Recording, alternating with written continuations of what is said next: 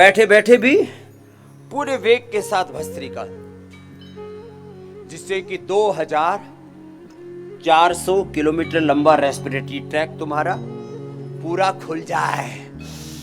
पूरा लो। लंबे श्वास लेने से 2400 किलोमीटर लंबा रेस्पिरेटरी ट्रैक, 1,00,000 किलोमीटर लंबा सर्कुलेटरी ट्रैक, 37 ट्रिलियन सेल्स, एक एक सेल्स के genes, chromosomes, RNA, DNA, protein, phosphorylation, सारे एनर्जाइज हो जाते हैं। और बॉडी का एपोप्टोसिस, एक एक सेल का निर्माण और निर्वाण, सेल्स का सेल्फ डिसिप्लिन, योग क्या? अथ योगानुशासन,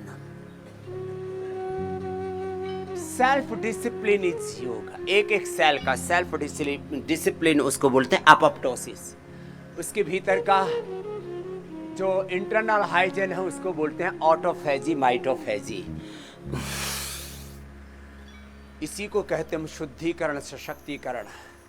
समदोषः समाग्निश्च समधानमनप्रियः प्रसन्नात्मा इंद्रियमनः स्वस्थ्यत्यभिधीयते। नॉर्मल कोर्स में जब हम योगाभ्यास आदि नहीं करते तो एक एक सेल में 1,00,000 एक्टिविटी होती है, 1,00,000 ऊर्जा तरंगे उसमें तरंगित होती है।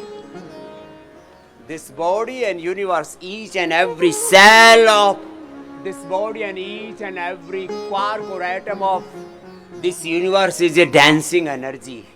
और उसमें कितनी ऊर्जा तरंगे पैदा होती हैं एक सेकंड में? 1,00,000, एक क्षण में, एक second, with in A second 1,00,000 activity. एक से वैसे 4-5 लाख का है पूरा आंकड़ा। और जब योग करते हैं तो एक सेल में 1 करोड़, अब 37 से 1 करोड़ को मल्टीप्लाई कर दो, इतनी ऊर्जा तुम्हारे अंदर पैदा होगी। तुमसे ओटी नहीं जाएगी।